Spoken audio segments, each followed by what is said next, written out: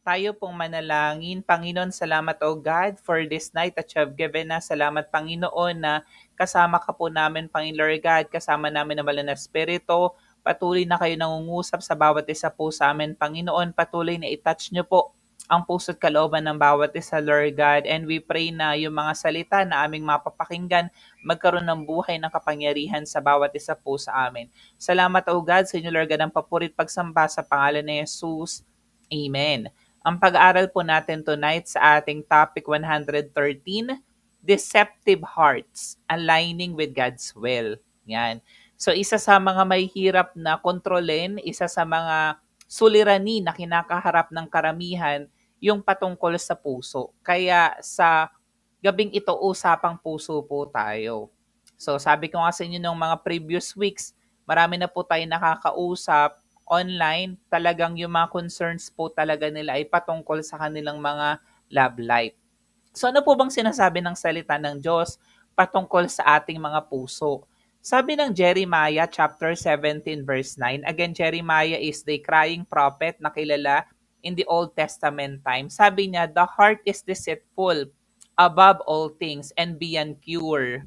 Who can understand it? Ganda sa Tagalog, sino ang makakaunawa sa puso ng tao? Ito'y mandaraya at walang katulad. Wala nang lunas ang kanyang kabulukan. So 'di ba? Totoo ito lalo na kapag i-apply natin sa love life. Totoo yung love is blind na minsan nakakabulag talaga kapag in love yung isang tao na kahit na alam naman niya na mali yung kanyang ginagawa, still sinusuong nyo pa rin. Kasi nga, napapadala siya ng kanyang emosyon. Kaya sabi dito ng salita ng Diyos, yung puso daw natin ay deceitful, mapanlin lang. Ayan. At sabi dito, above all things. Ibig sabihin sa mga maraming considerations, ito talaga yung minsan nagpapalayo sa atin sa relasyon sa Panginoon, minsan nagpapahirap sa atin para makapag-progress sa ating buhay. Amen. Sabi dito sa ating introduction, naglalarawan ng ating puso bilang isang tanglaw ng damdamin at isang laberinto ng kahiwagaan. Sa loob ng bulubunduking ito, naghahalaman ang mga pagnanasa, ang pagmamahal at hangarin. 'Di ba? Doon yung nanggagaling sa ating mga puso, yung mga desires po natin, kung bakit tayo nagmamahal, doon po yung nanggagaling sa ating puso. Na humuhulma sa takbo ng ating mga kilos at ang halaga ng ating pagkatao. 'Di ba? Siyempre, kung ano yung nilalaman ng ating puso, minsan yung ating pag-iisip na apektuhan nito at dahil doon yung ating actions, yun yung nilalabas ng ating ginagawa relative dun sa nararamdaman ng ating puso. Kaya nga 'di ba, pinupursu natin yung isang tao na gusto natin or kung ikaw yung pinupursu, sinasagot mo yung tao na minamahal po natin. At minsan dito rin nakabase yung worth ng isang tao. Gayunpaman, sa kabila ng kabuluhan nito, may isang malinaw na katotohanan. Ang katotohanan ng itinutok ni Jeremiah sa mga sinuunang salita. Sabi doon, mas malakas pa sa lahat ang puso kaysa sa anumang bagay at ito hindi maaaring pagalingin. Sino makakaunawa rito? Ito yung translation ng salita ng Diyos sa Tagalog. Sa pagpapahayag na ito, naglalakbay tayo sa mga kwento ng mga taong sumalag sa pakpak ng pagnanasa patungo sa mga landas ng katwiran at kasawian. Ngayon, for this night, maunawaan natin na yung ganun palang nararamdaman kung pinagdaanan mo man ito, lahat pala yan ay biblical. Ayan, ilalantad natin yung mga kwento, biblical characters kung saan sila po ay nasangkot sa ganitong kalagayan na nadaya sila dahil sa kanilang nararamdaman. Andyan yung asawa ni Potiphar, andyan si David na kilala naman po natin, andyan din sa Samson na talagang famous character din in the Old Testament time. Sila yung mga character na nasangkot sa komplikadong kahubaran ng pagnanasa. So hindi lamang po ito yung mga biblical characters, pero since limited lang yung time natin for the online Bible study, dito lang tayo muna magpo-focus for this night.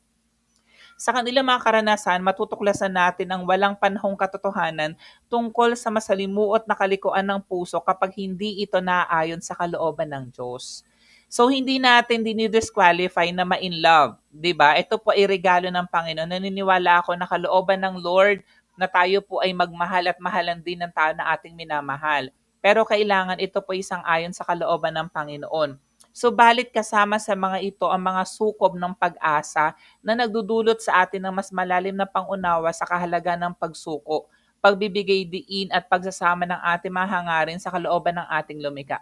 Minsan nga nakikita ko sa YouTube or sa Facebook yung especially for you na segment ng It's Showtime, 'di ba? Makikita mo doon yung iba-ibang emosyon na talagang yung mga may mga past experiences sa love life, talagang minsan nasasabi nila, napapakita nila na may mga nagawa sila na bagay na hindi na tama out of love. So, ang gusto natin for this night, matutunan natin na iangkla yung ating decision making lalo na sa larangan ng pag-ibig sang-ayon sa salita ng ating Panginoon. So, 5 points ang gusto kong ituro sa atin tonight and concrete examples. So, ikaw man ay in a relationship, ikaw man ay married, I understand may mga attendees po tayo dito na in a relationship. Yung iba po dito ay married, yung iba po ay single na maaaring naghihintay ng someone for them. So, lahat po ng ating pag-aaralan tonight applicable for us po. Ayan. So, yung una, Potiphar's wife. So, sino po ba si Potiphar?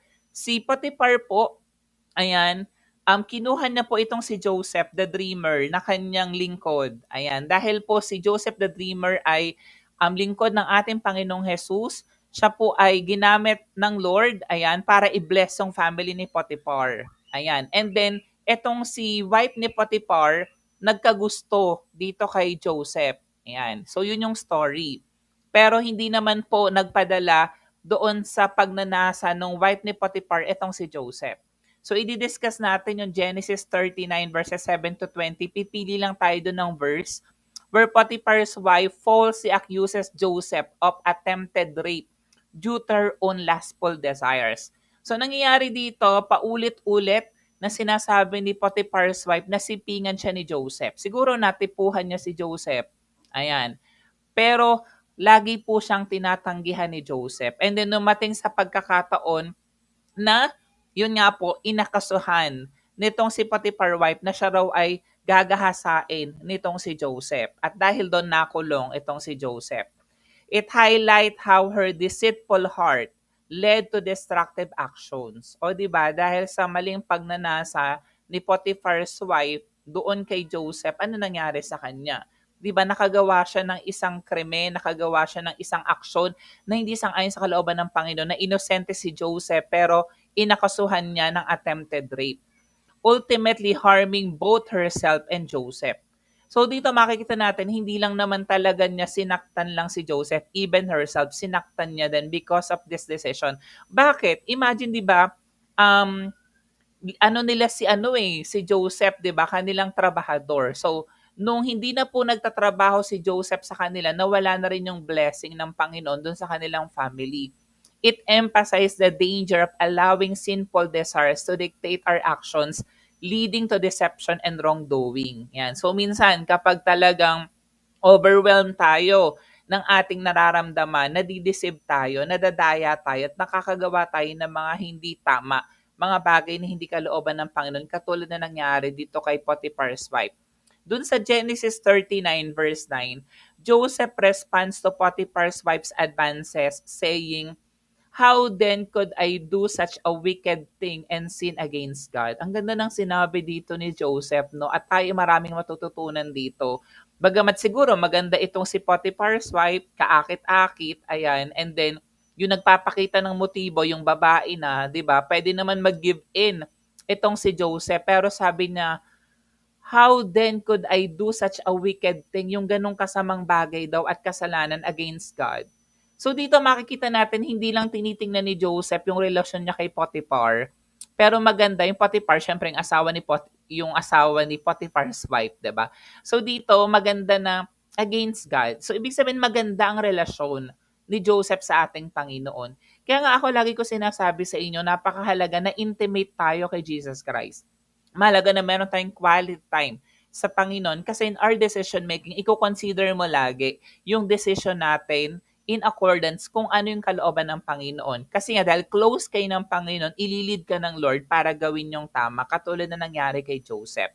So this verse highlights Joseph's commitment to righteousness and his refusal to betray both his master, Potiphar, and his God, yung ating Panginoon, despite the temptations presented to him. 'Di ba? Kaya nga hindi totoo yung tukso, tukso layuan mo ko. So minsan andyan talaga yung tukso. Pero dapat kung maganda talaga ang relasyon natin sa Panginoon, tuturuan tayo ng banal na espiritu, tutulungan tayo ng Panginoon na mapaglabanan kung ano man yung mga tukso na ito sa ating buhay. Amen. Pangalawa, so si Joseph po, syempre during that time, siya po ay single, 'di ba? And then, alam naman natin, si Potiphar's wife, married kay Potiphar. So therefore, yung gusto niya mangyari, magkukumit siya ng adultery. 'Di ba? Tapos pinipilit niya yung sarili niya sa isang taong hindi naman siya gusto. Ayan, so nakakalungkot. Ganon, may mga tao na ganon. Kahit na-clear na sa kanila na hindi sila gusto, pinagpipilitan pa rin nila yung kanilang nararamdaman. So kailangan i-surrender niya yung kanyang nararamdaman sa ating Panginoon para ma-heal din po siya. Pangalawa, David's affair with Bathsheba. Ito naman, si David po during this time, ayan, marami na rin po siyang mga karelasyon kasi marami naman pong naging asawa si David. And then si Bathsheba po ay married po. Ayan.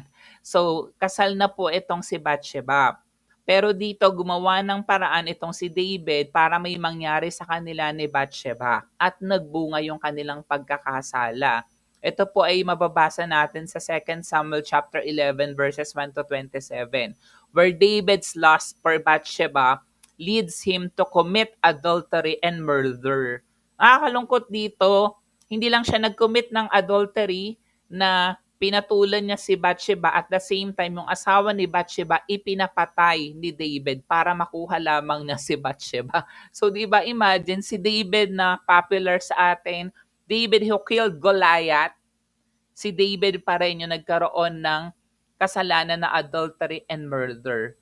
So in the same way, ito po ay reminder sa atin. Minsan kasi, yes, minsan may relasyon na tayo sa Panginoon, ando na tayo, marami na tayong nagawa dahil sa kabutihan, kagandahang loob ng Diyos. Pero kapag nagpadala tayo sa ating desire, sa ating lust na hindi kalooban ng Panginoon, maglilid yan for us to commit crimes, to commit sins against God. Katulad na nangyari kay David na nag-commit siya ng adultery and murder. It shows how David's heart, despite being described as a man after God's own heart, deceived him into grave sin when not aligned with God's will. Ayan, no? Sabihin na naigsa kanya during that time yung flesh, yung kanyang nararamdaman, yung kanyang desire, hindi kung ano yung kalooban ng Lord sa kanyang buhay. It also illustrates the consequences of following the desires of the flesh rather than submitting to God's will. At dahil doon, syempre, hindi naman nagbago ang pag-ibig ng Lord sa kanya. Pero tandaan mo, lahat ng kasalanan na ginagawa ng tao merong consequences. And because of that, ginamit nga ng Lord si Prophet Nathan para sabihin kay David na hindi nalilihim sa Panginoon yung ginawa ni David kasi itinago niya yung kanyang kasalanan. And then sinabi ni Prophet Nathan kung ano yung mangyayari sa kanilang firstborn ni Bathsheba. At nga doon namatay yung kanilang unang anak ni Bathsheba. Ayan, kasi because of adultery and murder, kahit na nagluksa during the time, kahit na nagmourn during the time si David, namatay pa rin yung kanilang anak na bunga ng kanilang pagkakasala. Ayan. In 2 Samuel chapter 11 verse 27, after David's sin with Bathsheba and the murder of her husband Uriah, the verse says, but the thing David had done displeased the Lord. So alam niya ng Panginoon kahit na tinanggap na ni David ang ating Lord na Panginoon tagapagligtas ng kanyang buhay, pero syempre, kita pa rin ng Lord ang mga ginagawa po natin. This verse serves as a poignant reminder of the consequences of David's actions and the displeasure they brought upon him from the Lord. Ayan. Pangatlo, Samson's love for Delilah. Ayan. So, di ba siguro familiar sa atin may awitin na Samson love Delilah. Ayan. So, ito po ay biblical. Makikita po natin ito sa mga Hukom or Judges chapter 16 verses 4 to 22, where Samson's love for Delilah leads to his downfall as she betrays him to the Philistines. So si Samson po, syempre siya po ay talagang mighty warrior ng mga Israelites. Ayan. So siya po ay isang Nazareno. Ibig sabihin, hindi niya pinuputol yung kanyang buhok at doon nanggagaling yung kanyang anointing. Doon nanggagaling yung kanyang lakas. At ang ginawa ng mga Pelisteo, ang ginamit ng mga Philistines, eto ngang si Delilah, napakaganda ni Delilah. Ginamit nila si Delilah para akitin itong si Samson. Dahil paulit-ulit na inaakit ni Delilah si Samson, sinasabi niya, hindi mo naman ako mahal, bakit hindi mo sa akin sinasabi kung saan nanggagaling ang iyong kalakasan? And then eventually nag-give in itong si Samson at sinabi niya na yung kanyang kalakasan nanggagaling sa kanyang buhok. At doon nga po nangyari yung downfall niya. Pinutol nitong ni Delilah yung kanyang buhok at dahil pinutol yung kanyang buhok, nawala yung kanyang lakas. At yun yung naging sanhi ng kanyang pagkamatay. Ayan. So it demonstrates how Samson's misguided affection blinded him to Delilah's deceitful intentions, resulting in his capture and loss of strength. So minsan, maaari mangyari din to sa atin, 'di ba? Dahil sa mga deceitful intentions ng ibang mga tao, nabubulag tayo dahil mahal natin yung taong yon. Dahil doon nawawala ang ating relasyon sa Panginoon, nakakalimutan natin yung ating calling at nawawalan tayo ng kalakasan. Ito nakakalungkot, marami nangyayari na ganyan. Even in Christian churches, kapag talaga na-in love, matinding ma-in love, at minsan kapag na-in love, iniiwan ang gawain ng Panginoon, iniiwan ng Lord. Amen. At lalo na minsan kapag nasaktan, tapos yung nakasakit sa kanya ng puso't kalooban niya, ng kanyang damdamin, ay yung kanyang ka-church, 'di ba? Ang nangyayari, iiwan niya pati yung simbahan. So ito po ay lesson sa atin. Maging maingat tayo. Huwag nating tularan itong si Samson na na-overwhelm siya too much dun sa kanyang nararamdaman kay Delilah. It showed the tragic consequences of allowing love to lead to disobedience and vulnerability to manipulation. 'Di ba? Na-manipulate etong si Samson dahil sa kanyang nararamdaman. At dahil sa kanyang nararamdaman, nag-disobey siya sa kalooban ng Panginoon. In Judges chapter 16 verses 15 to 16, Delilah presses Samson to reveal the source of his strength, yung kwento ko kanina, saying, "How can you say I love you when you won't confide in me?" Di ba paulit-ulit, akala ko ba love mo ko, akala ko ba mahal mo ko, ba't di mo sa akin sinasabi kung saan nanggagaling ang lakas mo? So this is the third time you have made a fool of me and haven't told me the secret of your great strength. Kasi nga hindi matalo ng Philistines etong mga Israelites because of Samson at ginamit nga nila si Delilah with such persistence, nakakalungkot. She wore him down until he finally revealed the secret of his strength, leading to his capture and downfall. So this verse underscores the danger of allowing deceptive love to lead to disobedience and vulnerability to manipulation. Kaya nga, ang ganda ng verse natin, 'di ba? Talagang deceitful talaga ang puso. Kaya tinuturuan ko kayo tonight na ingatan natin yung ating mga puso. Ipasakop natin sa ating Panginoon yung ating mga nararamdaman. Ikaw man ay single, ikaw man ay in a relationship, or ikaw man ay married, kailangan po pinapasakop natin ang ating nararamdaman. Kasi mga stories na pinakita natin, di ba may mga dyan, single, merong in a relationship dyan, meron dyan na married dun sa ating mga examples. Yung point number 4 natin, the deceptive nature of the heart. So yun talaga ang nature ng puso, deceptive. Yun yung kasi nakalagay dun sa verse, di ba? So we have to reflect on Jeremiah 17 verse 9, yung ating main verse, which warns of the deceitfulness of the human heart. Discuss how the heart, when not aligned with God's will, can lead to sinful actions and disruptive consequences. Again kapag yung puso natin, yung ating hindi natin pinapa-align sa kalooban ng Panginoon, tendency is makakagawa tayo ng kasalanan. Makakagawa tayo ng mali. At tandaan mo, lahat ng kasalanan, lahat ng mali na ginagawa po natin, meron siyang consequences.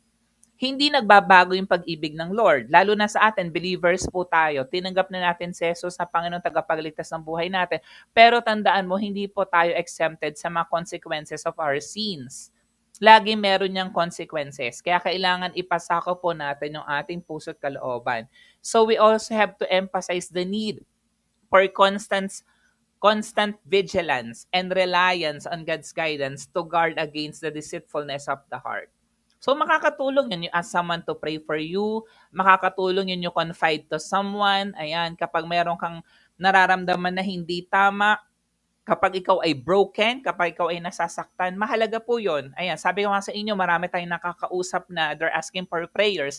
So those things are important. Mahalaga na nag-aaral tayo ng salita ng Diyos. Mahalaga na nag-worship tayo, nagpe-fellowship po tayo para makamove on tayo. At mahalaga din na kinoconsult natin ang guidance ng Panginoon. Tinatanong natin ng Lord kung anong kalooban niya at kung anong gusto niyang ipagawa sa atin. At once clear po iyon sa atin, mahalaga na mag-obey tayo. Minsan mahirap, minsan masakit, pero kapag sinunod natin ang kalooban ng Panginoon, ang tendency niyan, maganda yung ating magiging output. Pero kapag hindi po natin sinunod ang kalooban ng Lord, consequences or kapahamakan yung naghihintay sa atin. Kaya yung point number 5 ko, sabi ko dito, alignment with God's will. Encourage aligning the desires of the heart. Favorite verse ko, di ba? Delight in the Lord and He will give you the desires of your heart. With God's will. Paano ko ma-align ang aking desire ng puso ko? Sa pamamagitan ng panalangin, kailangan prayerful tayo. Remember, a prayerful Christian is a powerful Christian. Scripture study. Nag-aaral tayo ng salita ng Diyos katulad ng ginagawa natin tonight. Nagba-Bible study tayo, di ba? Umaattend tayo ng Bible study. And seeking wise counsel. Siyempre, saan ba natin makukuha yung counsel, yung payo na makatarungan or marunong or merong wisdom? Siyempre, sa mga tao na spiritual, sa mga tao na ginagamit to advise us, yung salita ng ating Panginoon. So we also have to highlight the example such as Jesus in the Garden of Gethsemane in Matthew 26 verse 39 where his submission to God's will overcame the desires of his flesh. Hindi man ito usapang love life yung nangyari dito kay Jesus Christ, pero 'di ba? Syempre yung nararamdaman ng kanyang katawan, parang kaya ko ba talaga na magpapako sa krus? Kasi mararamdaman niya yun physically. Pero na-overcome niya yung desire ng kanyang flesh kasi nga hindi raw yung kalooban niya yung mangyari, kundi kalooban ng ating Panginoon. In the same, ganun din tayo. Lagi mong sasabihin na ganun. Kahit na in love ka, hindi ka talaga niya gusto eh. So ipasakop mo yung nararamdaman mo sa Panginoon. Masakit. Pero kapag pinasakop mo sa Panginoon, tendency is eventually magiging maganda yung result po niyan. So we need to stress the importance of surrendering to God's leading to avoid falling into the traps of deceitful desires. So kasi nga, kita kasi ng kaaway yung ating actions. Pero hindi kita ng kaaway yung iniisip natin. Ayan, kaya nga, ang kaaway kasi gumagamit ng mga pagkakataon para matempt tayo, 'di ba? Kaya mahalaga na sinusurrender natin yung will natin doon sa will ng ating Panginoon. Kaya sabi ng Matthew 26 verse 39, lumayo siya ng kaunti. Nagpatira pa siya at nanalangin. Tingnan mo yung keyword, 'di ba? So kung medyo distracted ka, may mga bagay na mahirap pagdesisyonan, hindi man ito about usapang love life or usapang puso. Sabi dito nung ginawa ng ating Panginoon, nagpatira pa siya at nanalangin. So nag-take time siya to pray unto God. And then sabi niya, alam ko, kung maari po, ilayo ninyo sa akin ang kopang ito ng paghihirap. Di ba minsan ganun ang prayer natin? May pinagdadaanan tayo sa buhay at pinagpe-pray natin na mawala ito. Di ba? Pero ang sabi dito ng Panginoon, ngunit hindi po ang kalooban ko, kundi ang kalooban ninyo ang mangyari. So it's a reminder for us na minsan kasi nakikita natin na hindi maganda yung sitwasyon. 'Di ba? At for us, ang hirap lakaran yung ganong sitwasyon. Yung sitwasyon na iniwan ka na ng mahal mo, kahit na gaano katagal pa kayo, iniwan ka na ng mahal mo, na yung sitwasyon, yung katotohanan na hindi ka na mahal ng mahal mo. Yung katotohanan yung sitwasyon na kahit kailan hindi ka mamahalin ng minamahal mo.